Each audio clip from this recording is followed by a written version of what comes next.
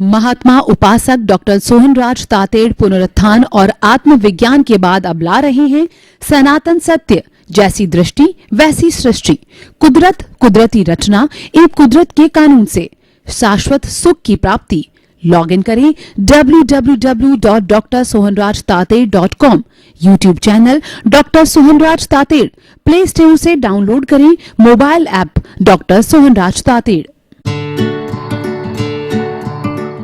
ओम शांति प्रभो जय शांति प्रभो पार्श्वनाथ महावीर प्रभो। ओम शांति प्रभो जय शांति प्रभो पार्श्वनाथ महावीर प्रभो।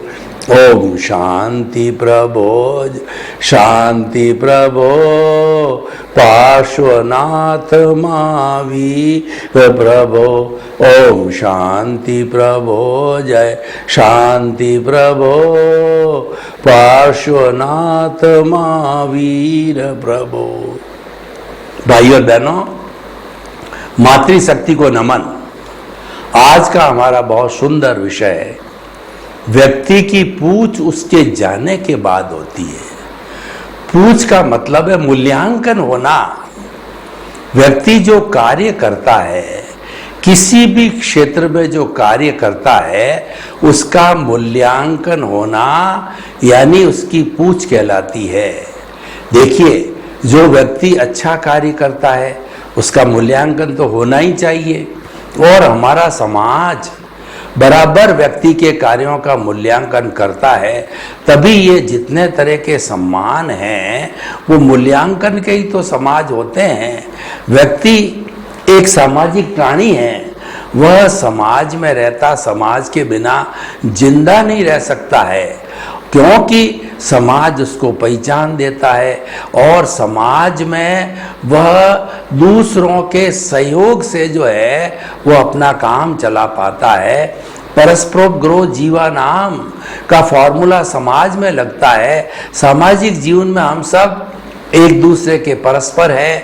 अगर मान लो कोई भी जो है अनाज उगाने वाला किसान है, हमको फूड ग्रेन न उगा के दे तो हम कैसे जिंदे रहेंगे। और सूत वगैरह जो उगाने वाले हैं, कपास, वो नहीं उगाएंगे तो हमारा कपड़ा कहाँ से बनेगा। सब्जी वाला सब्जियाँ नहीं उगाएगा तो हमको सब्जियाँ कहाँ से मिलेगी। यानी हम परस्पर एक दूसरे से जुड़े हुए हैं। परस्परता तो इतनी है समाज के अंदर कि कोई भी अगर पेड़ पौधा जो हमारी कार्बन डाइऑक्साइड लेकर के वह ऑक्सीजन बना के हमको नहीं देगा तो हम कैसे जिंदे रह पाएंगे। आजकल जितनी जो ऑक्सीजन हमको मिलती है सब पेड़ पौधों से मिलती है, और पीपल का पेड़ तो ऐसा है जो सबसे ज़्यादा 24 आवर्स ऑक्सीजन देता है। तो इसीलिए पीपल की पूजा होती है। पेड़ पौधे हमारे कितने सहयोगी है। जितने भी जीव जंतु है वो सब हमारे सहयोगी होते हैं। तो मनुष्य को भी दूसरे का सहयोगी बनना चाहिए।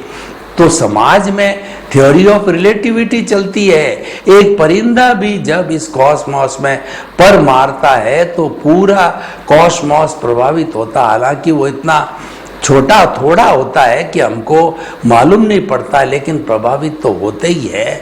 हमारा हर एक का जीवन एक दूसरे से प्रभावित है, एक दूसरे से जुड़ा हुआ है।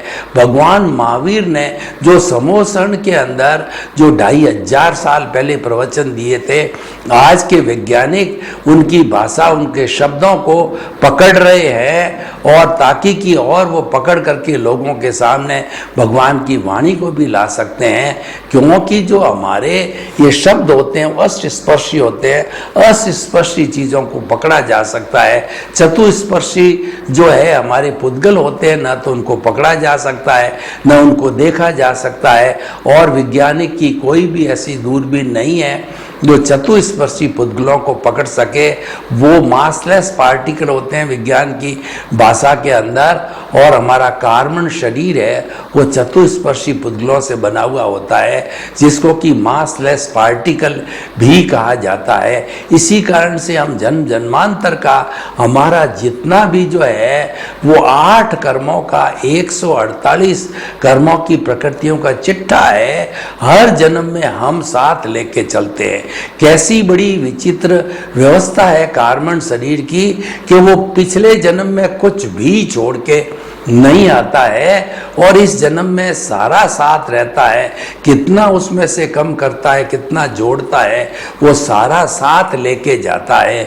अपना पिटारा मनुष्य जब है इस जन्म को छोड़ के दूसरे जन्म के अंदर जाता है अंतराल गति से, तो साथ में कुछ भी नहीं लेके जाता है, कार्बन शरीर और हमारी आत्मा, तथा उसके बाद दोनों को धक्का देने वाला तेजस शरीर ये है कि दूसरे जो है जन्म में जाकर के और वो जन्म लेता है और आगे से आगे वो चलता ही रहता है। तो भाई और बहनों, सारा हमारा रिलेटिव जो है ये हमारा रिलेटिव जगत है और हम एक दूसरे के साथ रिलेटिव लगे हुए हैं।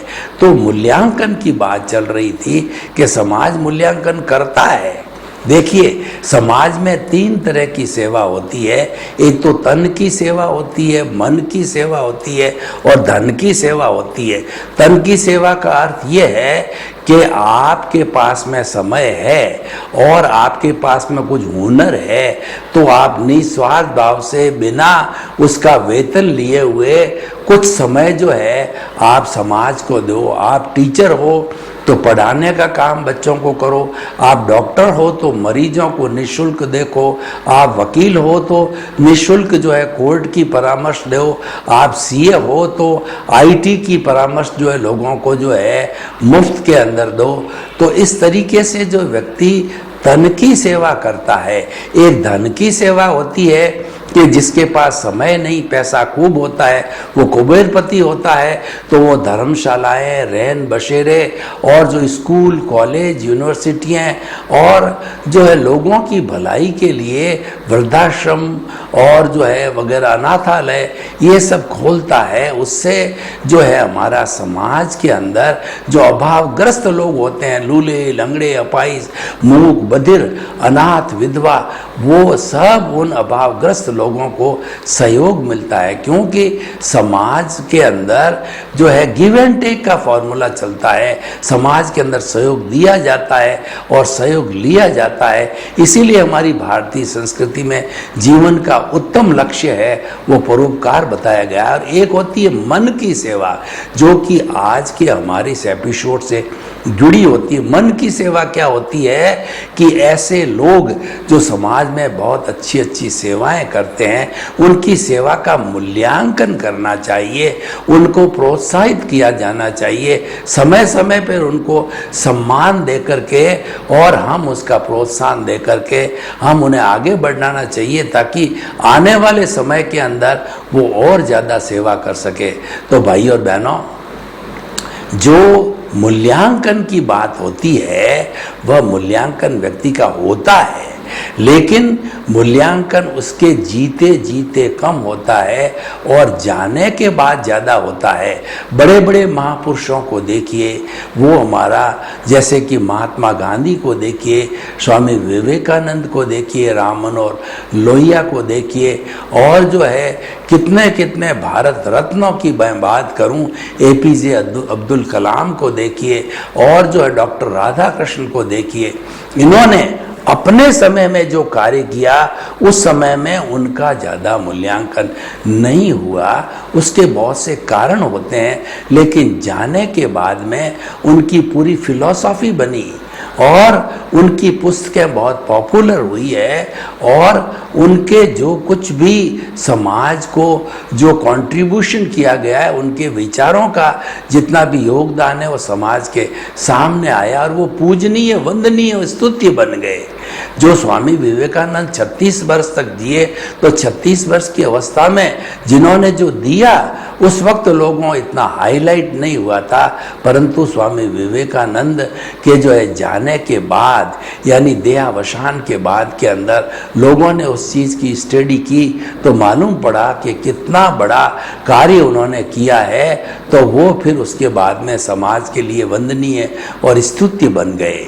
तो आप देखिए, ये तो लॉ ऑफ द नेचर है कि व्यक्ति की पूछ या व्यक्ति का मूल्यांकन बाद में होता है, लेकिन उसकी चिंता नहीं करनी चाहिए। मूल्यांकन के लिए व्यक्ति को कार्य नहीं करना है, व्यक्ति को तो अपने आदर्शों के लिए कार्य करना है। व्यक्ति को अपने जीवन का एक लक्ष्य बनाना चाहिए कि मुझे कैसा जीवन जीना है, क्योंकि मानव जीवन बहुत दुर्लभ होता है और ये बहुत अधिक जो है हमारा कहना चाहिए तपस्या करने के बाद के अंदर मिलता है। वैदिक परंपरा तो कहती है कि 8 जन्मों के अंदर आप रेगुलर सुकृत करते रहो तो 9वां भाव मनुष्य का मिलता है, और उसमें कुछ गड़बड़ी होती है तो 99 भाव के बाद में मनुष्य भाव मिलेगा, और उसमें भी कुछ गड़बड़ी हो गई तो 999 भाव के बाद के अंदर वो मनुष्य जीवन मिलेगा। तो इतनी उनकी स्ट्रिक्ट विचारधारा है। कहने का अर्थ यह है कि मानव जीवन मिलना बहुत दुर्लभ है। नरक गति, तिर्यंच गति, मनुष्य गति, देव गति, 4 गतियां होती है, लेकिन मनुष्य गति सबसे दुर्लभ है। इसका कारण क्या है? इसका कारण यह है कि मुक्ति को, शाश्वत सुख को प्राप्त करने वाला ये मनुष्य का औदारिक शरीर ही है। दूसरी बात है कि मनुष्य का जो शरीर है वो इतना डेवलप्ड है, डेवलप्ड इंद्रियां, डेवलप्ड मन, डेवलप्ड बुद्धि, डेवलप्ड चित्त, डेवलप्ड आत्मा, और अहंकार भी डेवलप होता है। जब अहंकार डेवलप होता है तभी वो नारकी के अंदर जाता, दूसरे जीव नहीं जाते हैं। कर्मों का बंधन भी सबसे ज़्यादा मनुष्य करता है और कर्म भी सबसे ज़्यादा मनुष्य काट करके मुक्ति को जाता है। दोनों ही अवस्था है सदुपयोग और दुरुपयोग करने की। वो अपनी अगर बुद्धि को सुबुद्धि करता है मनुष्य तो सदुपयोग होता है, और बुद्धि को कुबुद्धि करता है तो दुरुपयोग होता है। ऐसे इसीलिए कहा गया है कि जे कम्मे सूरा से धम्मे सूरा, जो कर्मवीर होते हैं वही धर्मवीर होते हैं, क्योंकि एनर्जी वही है। एनर्जी की दिशा को बदलना जाता है। जो कर्म करने में एनर्जी जा रही थी, वो इंद्रिय सुख में जा रही थी, वो सारी एनर्जी आपने अध्यात्म में भीतर के जगत में जो है वो जागृत कर ली, इसीलिए आप जो है धर्मवीर बन गए। तो हमारे कहने का अर्थ ये भाई और बहनों कि व्यक्ति के मूल्यांकन करने की बात, और मूल्यांकन उसी का होता है जो समाज को कंट्रीब्यूट करता। What you contribute to the society is countable. और आपने अपने परिवार के लिए, अपने रिलेटिव्स के लिए लाखों करोड़ों रुपयों का संग्रह किया और उनको बड़े बड़े बंगले बना करके, फैक्ट्रियां लगा करके सुविधा दी, तो ये तो आपका पर्सनल मैटर है।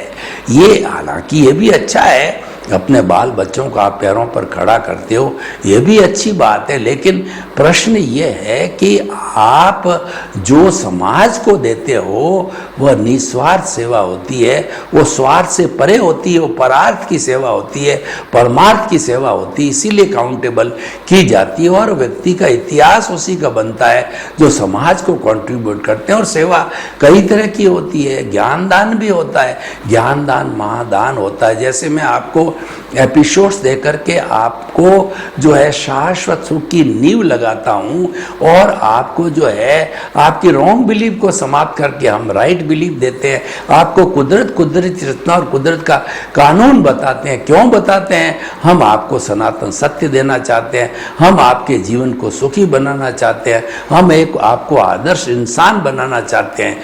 क्यों बनाना चाहते हैं?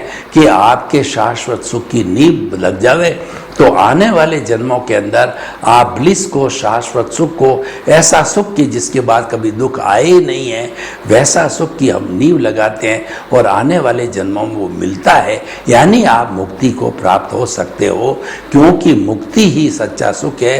और मुक्ति होती है वो कषाय मुक्ति, सच्ची मुक्ति है। हमको कषाय से मुक्त होना है, बाकी सब मुक्त अपने आप है ही है। शरीर मुक्त है, उसको बांधे रखा कषाय ने, और जो शुद्ध आत्मा भगवान है वो तो मोक्षगामी है, वो तो ऑलरेडी शुद्ध है। बांधे रखना किसने बांध रखा? कषाय ने बांधे रखा है। तो कषाय जब हट गया, जो बाइंडिंग फैक्टर है वह जब चला गया, तो दोनों अलग अलग हो गए। बड़ी सिंपल सी, अध्यात्म बहुत सिंपल थ्योरी पे अटेंड करता है कि ये तो हमारी शुद्ध आत्मा भगवान है, ये हमारा शरीर है, ये साध्य है, ये साधन है। दोनों मिले क्यों कि फेविकॉल लग गया दोनों के बीच में। अज्ञान रूपी फेविकॉल है, कषाय रूपी फेविकॉल है, उसके कुछ भी नाम दिए सकते हैं, लेकिन सबका भावार्थ एक ही है। वो अज्ञान दोनों को जोड़ता है। दोनों को हटा दो, दोनों अलग अलग चले जाएंगे। ये तो जहाँ से जो है ब्रह्मांड से चतुष्पर्शी रूप में आए हैं, वहाँ चला में जाके चले जाएंगे। पंचभूत की चीज़ें पंचभूत में चली जाएगी। और जो है या शरीर भी है तो पंचभूत का जला दिया जाएगा। पृथ्वी पृथ्वी में, जल जल में, अग्नि अग्नि में, वायु वायु में, आकाश आकाश में जाके मिल जाएगा। और ये जो है शुद्ध स्वरूप में है, ये मुक्ति में जाकर के सिद्ध बुद्ध मुक्त बन करके हमेशा हमेशा के लिए भगवान बन करके, और वह उस जीवन में आनंद की स्थिति में रहेंगे। तो भाई और बहनों, देखिए कि हम बात सारी मूल्यांकन की करते हैं, और मूल्यांकन उन्हीं का होता है जो समाज जो कुछ देते हैं। हमने समाज में जन्म लिया है तो हमको ये सोचना चाहिए कि समाज का हमारे पर ऋण है।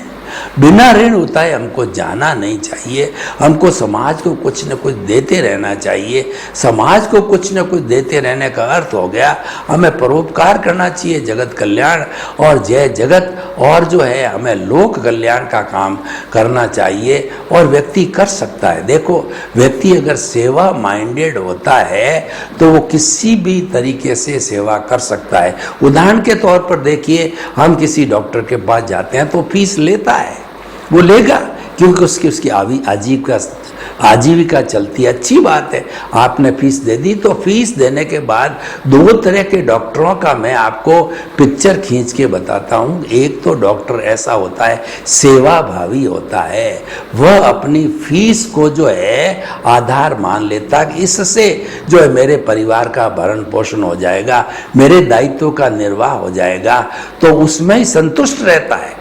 तो वो संतुष्ट रह करके वो कहिएगा, श्रीमान जी, बहन जी, भाई जी, आइए, आप तो कुछ नहीं है, आप तो बिल्कुल ठीक है, आपके तो मामूली सा जुकाम हो गया, मामूली सा बुखार आ गया, मैं आपको दवाई दे देता हूँ, आप ठीक हो जाओगे, और आप अपने योग करो और खूब सुबह घूमो फिरो और मस्त रहो, और आप मस्त रहो, व्यस्त रहो, अस्त व्यस्त मत रहो, और आपके किसी तरह का जीवन में टेंशन मत पालो, आनंद के साथ रहो, खूब खाओ पियो और परिवार के साथ आनंद करो। ऐसा जो है उसको एंटरटेन करता है।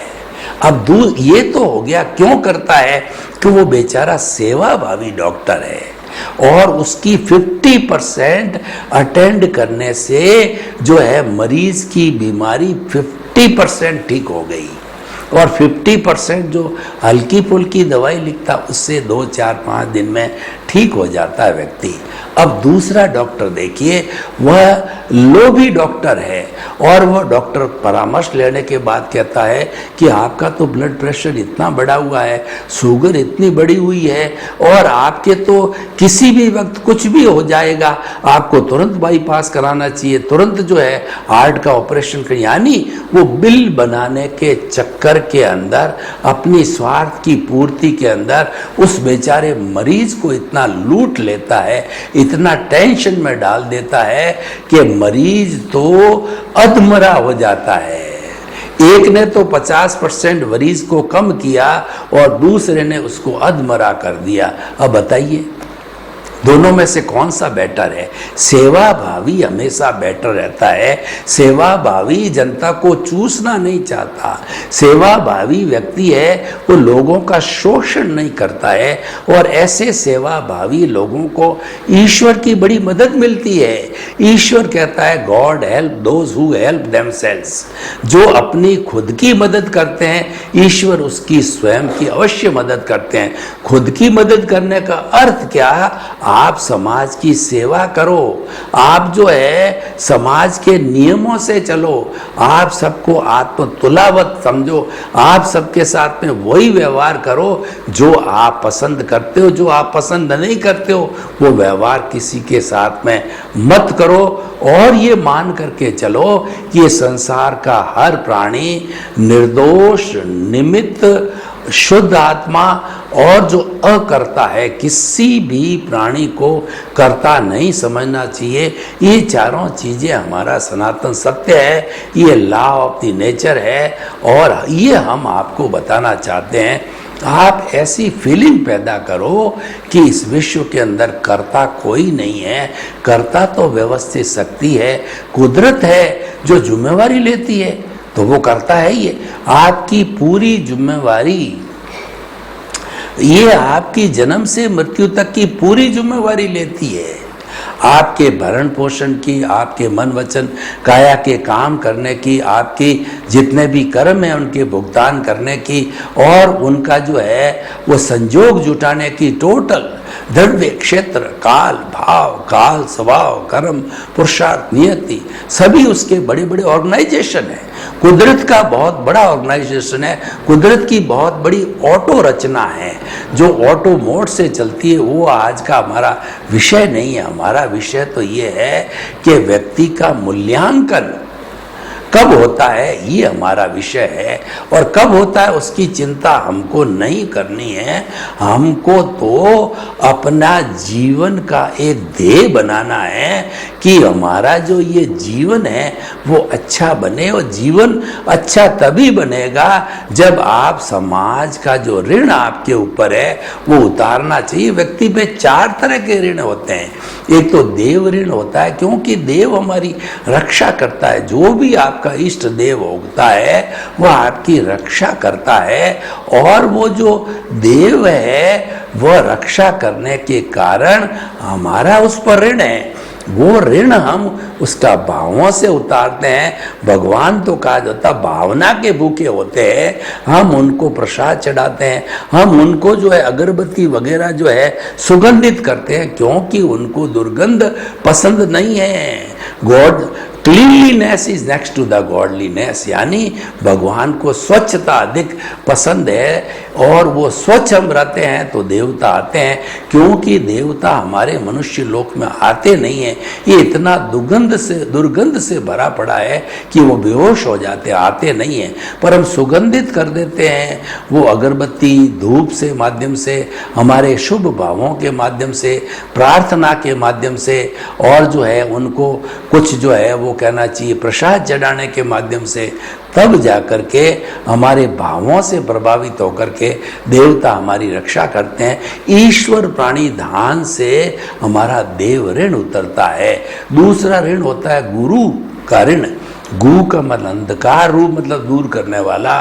गुरु जो है हमारे अज्ञान रूपी अंधकार को दूर करता है। तो ऐसा दूर करने वाला व्यक्ति का हमारे पर एहसान होता है। हम उसका एहसान जो है उसकी सेवा करके, जो सच्चे मायने में 5 महाव्रतधारी साधु गुरु है, उसकी 9 तरह से हम सहायता करते हैं। तो 9 तरह से हमारे पुण्य का बंध होता है, क्योंकि वह साधु है, उसके घर नहीं है, उसके रसोई नहीं, वो तो भिक्षा मांग के खाता है लोगों के घर में और उपाश्रय में रुकता है और उसके कोई संबंध नहीं होता है। जो माता पिता उसको जन्म देने वाले वो भी गृहस्थ के माता पिता कहलाते हैं, यानी वो वसुधैव कुटुंबकम का सदस्य हो जाता है, वो परमार्थी हो जाता है। उसका जीवन का उद्देश्य ये कि है कि परमार्थ करो और तिन्नाणम तार्याणम होता है, मैं भी तरूं और इस समाज के लोगों को उतारूं, उसको सम्यक दर्शनी बनाऊं, उसकी रॉन्ग बिलीफ को समाप्त करके उसकी राइट बिलीफ को करूं, क्योंकि वह सदगुरु होता है, उसका आचरण अच्छा होता है और सदगुरु ही हमारी रॉन्ग बिलीफ को समाप्त करके, हमारे जो अज्ञान को समाप्त करके हमको ज्ञान देता गुरु होता है। वो अज्ञान का नाश ज्ञान दे करके करता है। तो गुरु का ऋण हम इस तरीके से उतार सकते हो। 9 पुण्य है। अन्न पुण्य, पान पुण्य, लयन पुण्य, शयन पुण्य, मन पुण्य, वचन पुण्य, काया पुण्य, नमस्कार पुण्य। इस तरीके से उनकी जो भी चित्त समाधि पहुँचे उसकी रिक्वायरमेंट है, उसकी पूर्ति करके और हम जो उसका ऋण उतार सकते हैं और उससे हमारा पुण्य का बंध होता है, क्योंकि वह संपूर्ण अहिंसक जो है जीव होते हैं, आत्माएं होती है। तीसरा होता है माता पिता का ऋण। माता पिता जो है वो संसार के भगवान होते हैं, वो हमको संसार में दिखाते हैं और वो हमारी हर तरीके से रक्षा करता माली होता है। वो क्या करता है, पौधा लगाता है, उसमें खाद देता है, पानी देता है, उसमें धूप की व्यवस्था करता है, ट्री गार्ड लगाता है, समय समय पर सब चीज़ उसका पोषण देता है, तब जाकर के वो पौधा बड़ा होता है और धीरे धीरे वो वट वृक्ष बनता है। माता पिता भी एक माली की तरह है। माँ जो है आले में सोती है और सूखे में बच्चे को सुलाती है, उसकी टॉयलेट क्या, पेशाब क्या, सब चीज़ को उसका ध्यान साफ करती है और वो ध्यान रखती है कि बच्चा कहीं गिर नहीं जाए, उसकी सुरक्षा करती है और जो है उस पर पूरी निगरानी रखते हैं और जब वो बड़ा हो जाता है तब उसको पैरों पर वो खड़ा करते हैं। माता पिता का ऋण, माता पिता की सेवा करके उनको चित्त समाधि पहुंचा के हम ऋण उतार सकते हैं। और चौथा जो मूल्यांकन की बात होती है, मूल्यांकन करने वाला समाज होता है। हमने समाज में जन्म लिया, समाज हमको पहचान देता है, समाज हमको आगे बढ़ाता है, समाज में ही हम पलते हैं, पोसते हैं, बड़े होते हैं, पल्लवित होते हैं, पुष्पित होते हैं। उसकी हम सेवा करके लोक कल्याण, जगत कल्याण और जय जगत का काम करके हम उनको कंट्रीब्यूट करते हैं, तब जाकर के वो हमारा समाज का ऋण उतरता है। जब व्यक्ति देखिए उत्तरदायित्व का ध्यान करता है तो अधिकार उसको ऑटोमेटिकली मिल जाते हैं। हमको अधिकार के लिए काम नहीं करना, हमें तो अपनी ड्यूटी है वो कर्म योगी बन करके ड्यूटी देनी चाहिए कि मुझे मेरे पास जो ज्ञान है वो मैं समाज को बांटूं। अपना खुद का कोटा पूरा हो गया, मैं गृहस्थी हूँ, मेरे परिवार का भरण पोषण की सारी सुविधा हो गई, तो सुविधा होने के बाद में मेरे पास समय है या धन है, मेरी रुचि है, तो मैं लोगों तो कैसे उपयोगी, यानी आप लोगों के लिए उपयोगी बनो। कभी भी व्यक्ति को लोगों के लिए नकारा नहीं बनना चाहिए। जो व्यक्ति लोगों की नज़र में नकारा हो जाता है, यूजलेस हो जाता है, उस व्यक्ति की कोई वैल्यू नहीं होती, कोई मूल्यांकन नहीं होती है। लेकिन अगर वो यूजफुल होता है तो उसकी वैल्यू ज़रूर होती है। यह बात आज का एपिसोड क्या कहता है कि व्यक्ति का मूल्यांकन होता है, लेकिन उसके रहते रहते जिंदे रहने तक मूल्यांकन नहीं होता है, बाद में ज़्यादा होता है। ये तो लॉ ऑफ द नेचर है, ये हर एक के साथ यही घटित होता है कि जाने के बाद मालूम पड़ता है, उसका खजाना खुलता है, क्योंकि व्यक्ति सामने रहता है तो लोगों को उसको देखने का व्यू पॉइंट, नजरिया अलग अलग हो जाता है। बाल बच्चे होते हैं, परिवार के सदस्य होते हैं, वो समझते हैं मेरा पिता है, मेरी माता है और जो है वह मेरा भाई है, ये है, और अपेक्षाएं होती है कि पिता है तो पिता का कमाया हुआ धन मुझे मिलना चाहिए। कई बार नहीं मिल पाता, पूरा शेयर नहीं मिलता है, तो पिता को वो उस एंगल से देखता है। और समाज में भी आप देखो कि समाज वाले अगर धनाढ्य व्यक्ति है, अपेक्षा रखते हैं कि समाज को ज़्यादा से ज़्यादा उसकी तरफ से डोनेशन आना चाहिए, लेकिन हर तबके को नहीं दे पाता है, जहाँ उसकी रुचि होती वो देता भी है। तो व्यू पॉइंट व्यक्ति के जिंदे रहने पर व्यू पॉइंट बन जाता है। व्यू पॉइंट हर एक का अलग अलग होता है, परिवार के सदस्यों का अलग होता है, समाज के लोगों का अलग होता है, और अगर वो नेता है तो पब्लिक का व्यू पॉइंट अलग हो जाता है, और वह अगर उद्योगपति है तो वो फैक्ट्री में काम करने वाले कर्मचारी है, उनका व्यू पॉइंट अलग हो जाता है। लेकिन इन सब के व्यू पॉइंट के रहते रहते वह व्यक्ति अपने जीवन में बहुत बड़े बड़े परोपकार के कार्य करता है, तो निश्चित तौर पे उसके जाने के बाद में व्यू पॉइंट सब समाप्त हो जाते हैं। आज का जो विषय कहता है कि व्यक्ति के जाने के बाद क्यों पूछ होती है, उसका कारण होता है कि जितने भी व्यू पॉइंट उसके जिंदे रहने के समय में रहते हैं, पत्नी देखती है ये तो मेरा पति है, 24 घंटे साथ रहता है, ये पता नहीं है कि ये अंतर्राष्ट्रीय लेवल का व्यक्ति है। पुत्र देखता है कि ये तो मेरा सिंपल पिता का ही व्यू पॉइंट होता है उसका, और कर्मचारी देखता है कि ये तो हमारे सेठ जी है, और समाज के लोग ये देखते हैं कि ये तो हमारा सेक्रेटरी है। पर उनको पता नहीं कि ये जो है वर्ल्ड नोवन व्यक्ति है, ये अंतर्राष्ट्रीय ख्याति व्यक्ति, और ये कितना कितना काम कर रहा है। वो व्यू पॉइंट आने से जितना जितना वर्क होता है वो ढक जाता है। खैर, हम आपको ये बताना चाहते हैं, काम करो, जब मूल्यांकन होगा आगे होता है या पीछे होता है, और ये तो लॉ ऑफ द नेचर है, कोई भी इसको बदल नहीं सकता है कि व्यक्ति के जाने के बाद उसकी ज्यादा पूछ होती है। सर्वे भवन्तु सुखिनः, सर्वे सन्तु निरामया, लोक के सब जीवों को सुख मिले, शांति मिले, आनंद मिले, प्रेम मिले, आपके प्रति मंगल भावना, शुभकामना। आप सनातन सत्य कार्यक्रम को देख करके और जो है वो सुख की नींव लगाइए। आपके प्रति मंगल भावना, शुभकामना। ओम शांति। महात्मा उपासक डॉक्टर सोहनराज तातेड़ पुनरुत्थान और आत्मविज्ञान के बाद अब ला रहे हैं सनातन सत्य, जैसी दृष्टि वैसी सृष्टि, कुदरत, कुदरती रचना एवं कुदरत के कानून से शाश्वत सुख की प्राप्ति। लॉग इन करें www.drsohanrajtated.com, YouTube channel doctor Sohanraj Tated, play store से डाउनलोड करें mobile app doctor Sohanraj Tated.